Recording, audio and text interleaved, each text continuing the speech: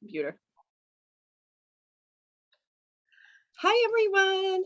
This is April Small with Odonata Artistic Services, and I'm super excited to have the wonderful Jill with me Aw. today because we're going to talk about my latest creation with Malachite. So we worked with Malachite, and I came up with the snake totem. And my wonderful friend Jill was telling me all about her experiences with the snake, and they are just so powerful and beautiful. We had to share.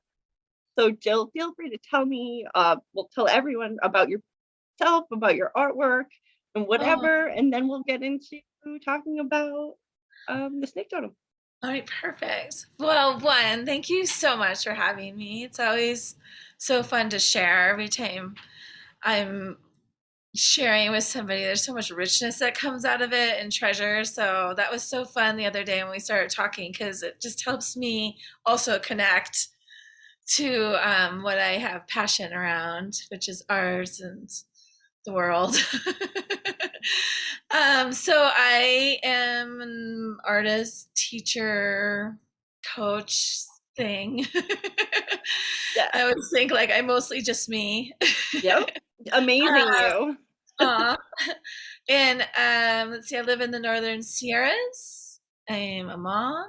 I always like to make sure I put that in there because I have loved being a mom. Kind of on the retired side of being mom, meaning my kids are out of the house. So I'm on the other side of that. And which is giving me way more time to kind of uh, take my artistry to a new level. And so I love being able to talk about it. So thank you so much for having me. So excited, Yeah. especially because of your stories, especially even around your children with the snake. You Oh have my such God. Yeah. interesting experiences and ties in your life with the snake totem. It showed up so much for you. So I'd love to have everybody get to hear about it. Oh my gosh. Yeah. Well, what I love what the snake does because it shows us where we fear. Like we can fear the physical world when we see the snake, or we can fear change. You know, something like it brings some kind of energy into our system. And most people relate to snakes in a different way. So I love being able to talk about them to help broaden that and realize like everything on earth has a reason for being and a magical gift to offer the world. It helps keep it in balance and helps keep it in harmony. And such a beautiful part of our landscape. Yeah. It's So unfortunate that snakes have like a bad rap and are associated with like evil or negative right. any It's densedness because they're right. not. They're creatures of this earth and beautiful, just like us. Oh Like, my I gosh. know. Yeah. And they teach us so much. Like, and I know Right. you're gonna get into that. So that's awesome. Yeah. Well, even if we look at some of the stories in religion, it can denote it as a not so good thing. And and sometimes movies don't really help, you know, like Raiders of the Lost Ark when he falls into the pit of snakes. Or like I always think of like Jaws really did not do good for me about being in the ocean and sharks. Just like Yeah. the Terrifying. yeah, The like teeth. right, yeah, just like so I'm super grateful to get to know Snake in a totally personal, different way. And I was somebody who didn't have that original reaction, though my mom probably wishes I had. I was always fascinated by all the animals of the Yeah, I world. could totally relate to that. I know I told you the Yeah. story about how I used to kiss snakes when I was a kid. My Right, parents would yeah, be horrified. like horrified. I was the girl that wanted to pick up all the worms, you know, like that came out after the rain, and just I don't know. I love the earth, and through my really where snake came in to help me in my life is really in my adulthood. So as a child, I also had a grandfather that knew so much about the earth, so he helped give me opportunities to love the earth with no fear of her, right? And in my adulthood, that's where snake really showed me her medicine, how she can help me move through life in really profound and unexpected ways. Well, she would start coming in my dream time. So I'm somebody who's an active dreamer. And I would pay attention to her for no other, I don't know why. I would just be like, there's a snake in my dream. And I'd be really fascinated by her. And then when I had my daughter, it was kind of, I think a lot of us who are moms can relate to this. And I don't think we have to be a mom to relate to what I'm about to say. We have these moments where we open in our life, and we open in ways that are not in our mind's map. Like they're unexpected. And for me, I started having this cobra that would come in my dreamscape and be right here in my face. And I started realizing she was trying to clear fear. So a lot of us collect fear in this part of our body. And I trusted her innately. I don't know why. It was just this innate trust. Then she started to show up in my physical world in just weird ways, like mountain biking. And then right in front of me, she's catching a lizard, but she's on this much of her tail, right? Like she's up in the air catching this lizard. And it was like I got to sit with her for like 20 minutes and watch her capture this lizard and then, have a meal out of it. Wow. And I remember thinking like how much strength she had because she was only on this much tail, and how privileged I was to watch, that cycle of life, that life, death, life cycle. And for me, she is such a part of that, part of the cycle of helping us realize what we've outgrown and what we're expanding into, and that is natural. I think sometimes when we get into our adulthood, at least for me, you can get a little bit like thinking you'll never change again, like this is what we do, and we're changing all the time. Yeah. And Shedding that skin, right? yeah, shedding the skin, right? And so a lot of times when she would show up and I would find full rattlesnake skins, and always at times where I was going through something, right? Like I was shedding something. As mothers, we grow even from being a mother of an infant to a mother of a child to a mother of a teenager, mother of an adult, where I am right now. But there's always this, she would always show up that way for me.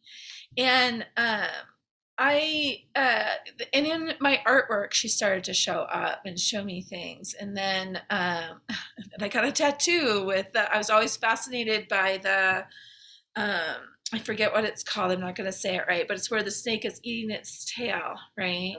And that's really about going through that egoic life, death places. And I got it when I was going through a big identity shift, right? Of like who I wanted to be, or I was done with one part of myself and again, outgrew it.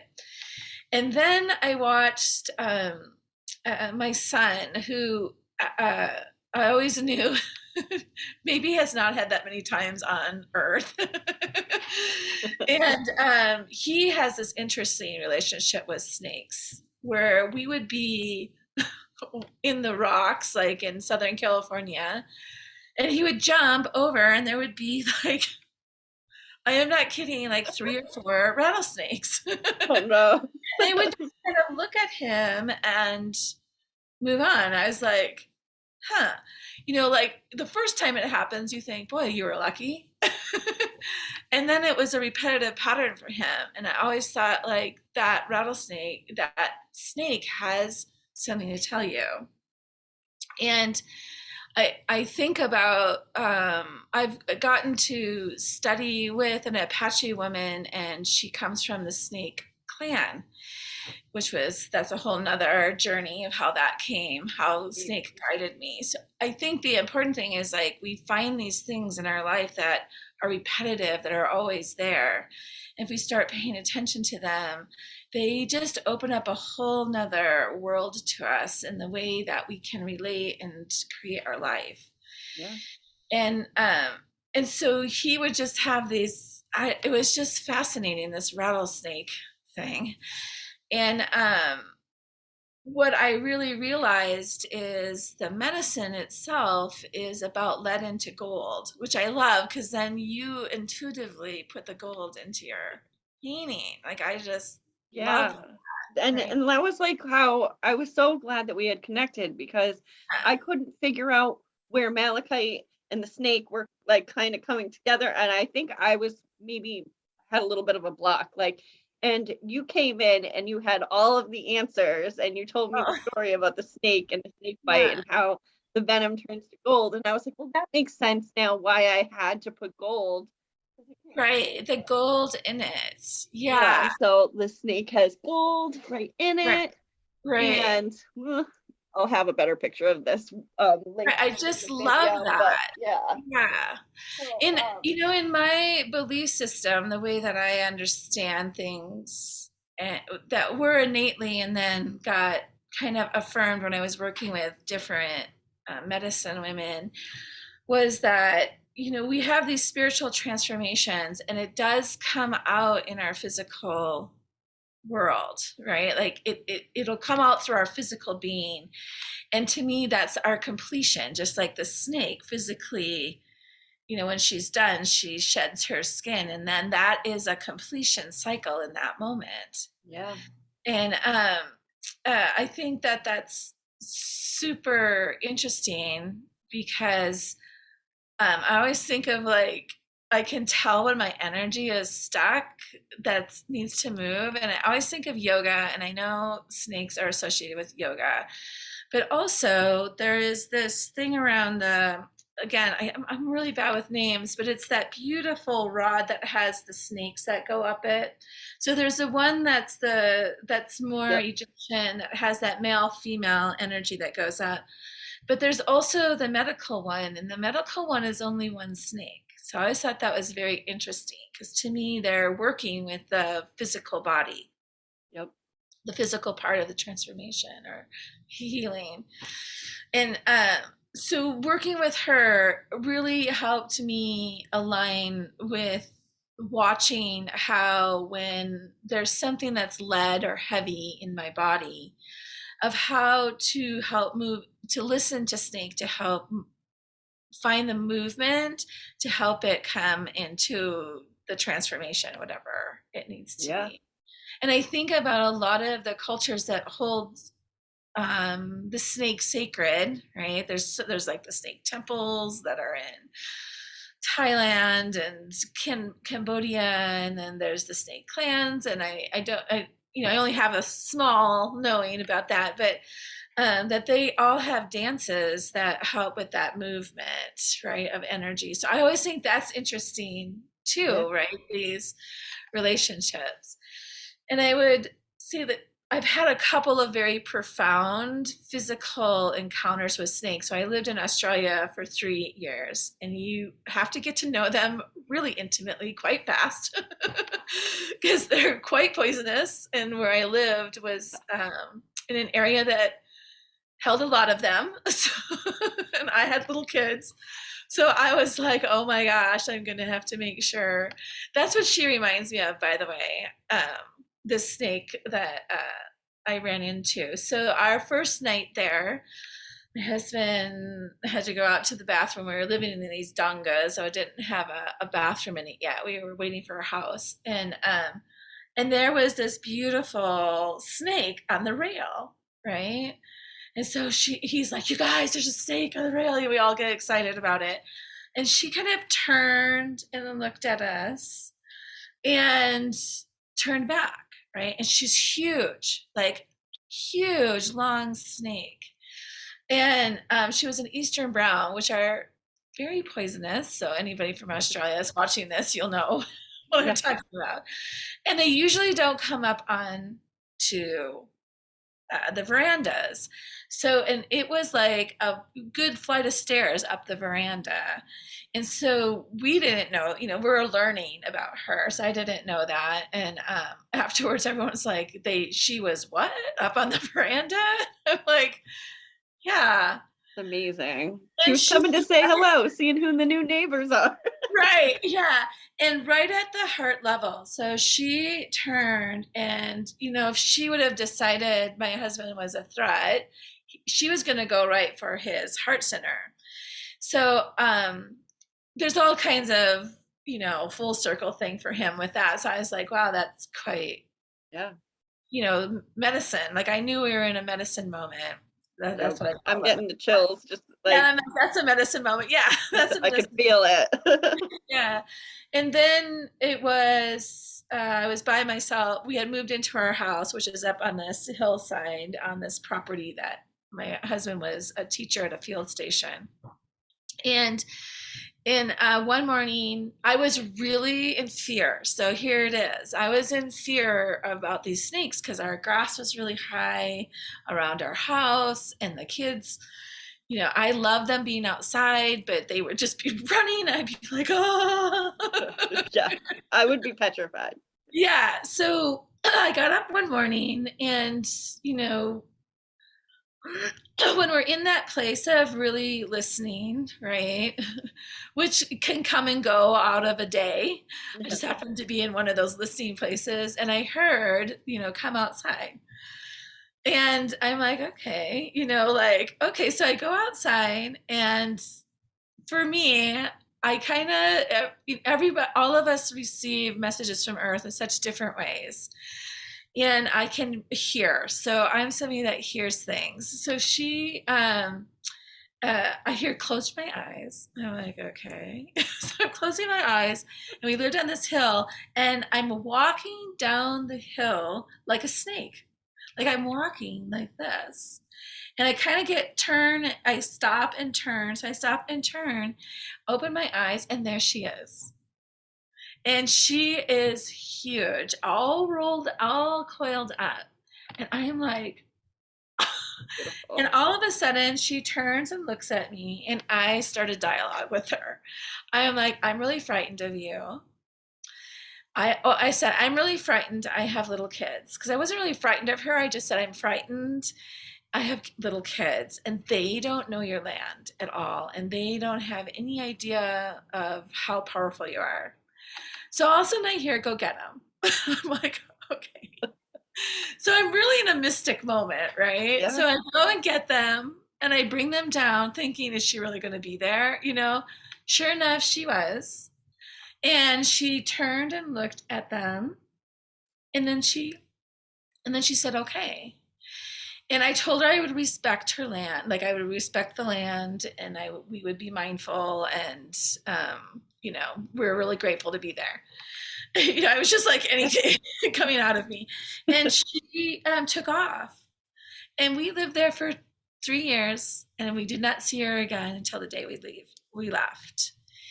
And they're Aboriginals, in the way that was being held where I lived, there was some beautiful respect still being offered to the Aboriginal people. So anytime a student group would come, they would come. The whole idea is that you're supposed to be welcomed to the land, right? So they would come and welcome to the students to the land, and they would share a little bit of their wisdom and whatever, right?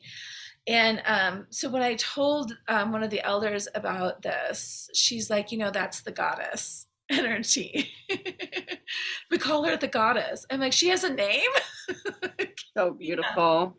Yeah. So I can't believe she came to say goodbye to you. Like, she is I so know. beautiful. Oh my God, I love this story so I much. started crying, and everybody's like, what's going on? I'm like, this is I definitely would have cried. yeah, so it's just this interesting when we can start to open up to how we all communicate we all can do it. We all can communicate with the earth, and she talks to us each differently because we're different. And so that was just a beautiful, like, that solidified my relationship with her. And it's been magical ever since. I had another one when I was up in Shasta one time, where there was this man had this property, and he had built all of these altars all over the property. And a friend of mine knew him, and he got permission to take me out there, and we ran into this medicine wheel, and I have this really strong love for the wheel, for circles and the way the stones are put, whether it's the medicine wheel or Stonehenge or whatever. And it was the man called it a galactic medicine wheel, and I'm like, I've never seen a galactic, what does that look like? And in my trainings and in being around medicine people, I had learned how they had taught me how to come up to an area like that out of respect. So because it was foreign, I'm like, I have no idea how to do this. So I just started thanking the stones and the land, and I started walking it, and I was touching each stone, thanking it. I put my hand down, and there was a tiny little rattlesnake at my Oh dear. fingertip. Yeah. And I was like, okay, because they don't know how to control how much venom to release. So I was like, okay, and I flipped myself back a little bit, and all of a sudden I got give her space. So see, I've already had this experience with Snake, and so she's really talking to me now. Yeah. And I sometimes start to sing to soothe myself, like, Yep. okay. And the next thing I know, she goes across my path in front of me. And then I think she's gone. And I go to try to walk forward. And I'm like, I kind of get this, like, no, just wait a minute. Then she comes back and she starts going around the medicine wheel. Oh wow. And I just walked with her. I just walked behind her. And she showed me, how to walk around it. I was like, okay. Beautiful. The Such world is beautiful so, I'm experience. like, the world is a little bit more intelligent. Yeah. Yeah. Yeah. That's Yeah. so beautiful. Like it's like follow me. I will show you the way. I will show you the way. And, she's been in my paintings ever since. Like every time she comes in, I know there's a medicine that's happening, and I just need to sit back and listen. Yep. And traditionally, she's known as a transmuter, right? Right? And that she can, like I said, transmute lead into gold. So there's a whole thing around that. And Yeah. she Will was you just, tell us the story thing like about the snake bite and the venom? Like I remember you told me and I can't remember how I it to goes. remember, right? Like, right. So once you're, oh, right. Okay. So in a energetic sense, or in a mental sense, or in a mental field or emotional sense, like there's the physical part of it, which we understand. But in the way that I was understood, like from listening to her, and also just from being around different elders that also have a relationship with Snake, is that when we take in a negative thought, that's like lead into our system, right? But we all have the ability to transmute that into gold. And Snake can show us how to do that.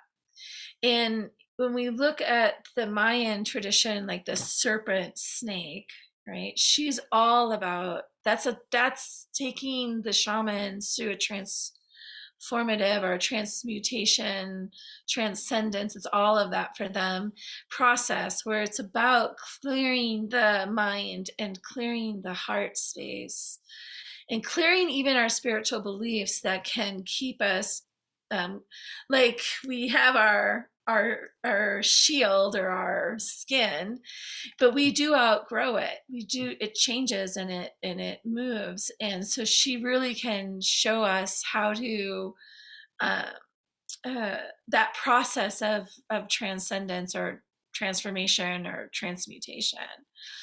And different, we like, it's different than, it's just another path of medicine. Like there's many ways to do that, and she's just a very powerful way for me, Yeah. and easy for me to relate to and understand. Yeah. I mean, I think I can relate to it a lot. I think about all the times, especially like in the past, where I've been bitten. I've had a situation that Oh wow, hurt, yeah. and then but Excuse me. from the situation, right? we have lessons learned, we have knowledge gained, and we take that information and we use it for other purposes. For me, my artistic career was fueled by my pain. So the bites, the many bites from, my Okay. lifetime ended up Right. turning into that venom turned to gold for me because I find my inspiration, not that my artwork is sad at all, but because of my sadness, when I'm Right. processing it, I come through the other side to Right. create through the creative process. Right. So like I find my energy to create in my sadness, and then I find my way out of sadness once I've started to create, if that makes sense. So that's my Oh, gold. That's yeah, my that's alchemy your lead for into me. gold. That totally makes sense. I love that. And then so like for me, this is how it finally tied together. Like why was I choosing the snake totem along with the malachite that I was trying to channel my Right, artwork through? right, right, And right, if you think about it, so malachite helps transmute and it helps pull to the surface, like, your past and things that you need to work through and helps assist you in working through it. So it's perfect. It's just like, the bite and then the process of turning it into something gold. right, right. Like, I love that. I didn't know malachite pulls things to the surface. Yeah, I mean, it's like a transmuter of negative energies, but it'll pull like if you have repetitive like past behaviors and things like that, it will help assist you and it'll give you like confidence and insight into, like your your new approach. It's very Okay. good stone for like leaders and people that are really like working on themselves, but or like people that are trying to, in an enlightened way, Right. um, show the way or be, you know, how am I trying to word this? Lead by example. That's what I'm trying to say. Oh, I love that. So, Yeah. because malachite, the dust of malachite is really toxic. So I just think that that's so interesting. I just got that, like when that reason, why they work together, why the snake and the malachite came together for you. Like that's so Yeah, cool. it is cool that and it's toxic too. Like so like that's another it's a venom, but it's a good one. Like the Right. polished version is okay to handle, but I do have a raw version right here. And I know it's toxic, but I'm gonna touch it anyway. Right. I thought it was more like the dust of it, right? Like, Yeah. yeah, like the dust that can come with that. So I love that because uh what you're saying too, that it brings it to the surface. And Mhm. I always think of green as such the truth Yeah. stone for me. Like it's the emerald, excuse me, Yeah. emerald green, and about bringing the truth to the surface. Uh, um, there, there's that whatever was muting that truth or whatever was is that toxicity, and then having that beautiful realization of, I don't know, it's just like so Yeah. cool. It like helps still remove the blockages Right, and like draw to the surface any negative dense energy and stuff within you. I mean, so like right, it's so good physically but emotionally too. right, Like right.